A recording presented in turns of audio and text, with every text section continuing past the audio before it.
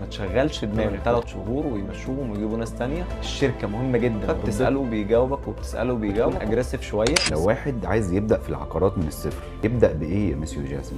أول حاجة المفروض يشتغل في شركة تكون كبيرة، لأن الشغل في الشركات الكبيرة بيعلم. هيبذل مجهود في الأول، هيشتغل على نفسه كتير، هيركز كتير قوي في ان هو يذاكر، وهيضيع وقت من وجهة نظره ان وقت ضايع. بس بالعكس، ده البيز اللي انت بتبني عليه حياتك كلها. اول كام شهر في شغلك دول اللي بيترتب عليهم بعد كده نتائجك في العمر كله. طيب لو واحد في بداية طريقه معرفش ان هو يشتغل في شركة كبيرة. بص، دايما الشركات الكبيره بتفضل عايزه ناس، ولان التيرن اوفر عندهم عالي بيشغلوا ناس لمده مثلا 3 شهور ويمشوهم ويجيبوا ناس تانية. هو البيئه بتاعت العمل فيهم بتكون اجريسيف شويه، بس بيعلموا. طيب لو مش قدامك فرصه او انت في مكان ما فيهوش شركات كبيره، شركات صغيره بتعلم برضه. بس الفكره ان الشركات الصغيره لو شغاله كويس واون تراك ومعاك مدير شاطر، مش تحتاج ان انت تتعلم بالاحتكاك، انت هتتعلم بطريقه اذكى كمان، وهي طريقه التريننج. ان انت مديرك المباشر قدامك على طول الوقت، فبتسأله بيجاوبك وبتسأله بيجاوبك وبتتعلم من خبراته. أما الشركات الكبيرة بتتعلم بالمواقف اللي بتحصل قدامك في وقت قصير جدا. بس المهم ان انت ما تشغلش دماغك وتحاول ان انت تشتغل لوحدك وتقول فريلانسر، وان انا كده كده هشتغل جنب دراستي، هشتغل جنب شغل تاني، وكده كان المجال فلوسه حلوه واخد فلوس دي كلها لوحدي. الشركه مهمه جدا وبتضيف لك سواء خبره سواء علاقات، والعلاقات بالمناسبه هي اهم بكتير قوي من اي فلوس بتعملها. لو اشتغلت لوحدك ممكن في سنه كامله ما تعملش فلوس خالص، اما لو اشتغلت في شركه ممكن تبيع 10 بيعات ويمكن اكتر. ايه اكتر غلطة عملتها في بداية شغلك يا مسيو جاسم؟ اول حاجه انا كنت باخد الامور بشكل شخصي زياده عن اللزوم. كنت بشخصن الامور وبخلي كل حاجه بيرسونال.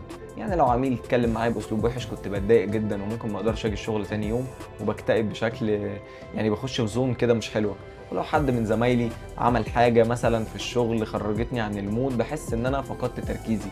الصح ان انت تعمل ايه؟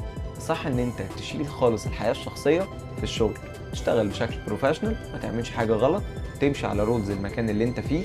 وفي نفس الوقت افتكر ان العميل اللي كلمك بطريقه وحشه، او زميلك اللي جه عليك في الشغل، او الكلام ده كله، لولا الظرف اللي انت فيه دلوقتي ده ما كانش هيحصل ابدا. والعميل اللي كلمك باسلوب وحش عشان انت كلمته في وقت غلط، عمره ما هيعرف ان انت لو قابلك في الشارع مثلا، وغالبا هيسلم عليك عادي بشكل طبيعي. فالفكره انك ما تيأس وتكمل شغل مهما حصل. هل اي شخص ممكن ينجح في مجال العقارات؟ بص، انا ضد التعميم باي شكل من الاشكال على مجال معين او على فئه معينه من الناس. بس مجال العقارات فيه فرصه كبيره، لان ده ماركت كبير، وفيه فرصه كبيره ان شباب كتير تنجح فيه بغض النظر عن الظروف. فهو ممكن تنجح فيه او فئه كبيره تنجح فيه، بس لو ما عندكش مهارات زي مهاره التواصل، التفاوض، ان انت خلقك واسع مش خلقك ضيق مثلا، ان انت راجل عندك استمراريه وكونسيستنسي بشكل كبير، عندك قابليه للتعلم، عندك حب للمجال اللي انت بتشتغل فيه، ما اظنش انك هتعمل نتائج. اما غير كده تقدر تعمل نتائج عادي حتى لو ما كنتش موهوب. ايه الفرق ما بين السيلز الناجح والسيلز العادي يا مسيو جاسم؟ بص، السيلز الناجح هو ما بيبصش وراه ابدا، هو دايما بيبص قدامه، ما بيبصش هو ضيع كام كيس، بيبص هو احتمال يقفل كام كيس، بيفضل شغال بشكل مستمر وما بييأس. طيب السيلز الفاشل او السيلز العادي بيفضل باصص على الناس اللي حواليه وبيبص على الحاجات اللي وراه، وتلاقيه دايما يتكلم على الحاجات اللي فاتت. يقول لك انا كنت ببيع وكنت بعمل وكان ممكن ابيع وكان ممكن اعمل، بس انا ماليش رزق او ماليش حظ. فلو انت عايز تبقى سيلز ناجح، ما تبصش وراك، ركز قدامك.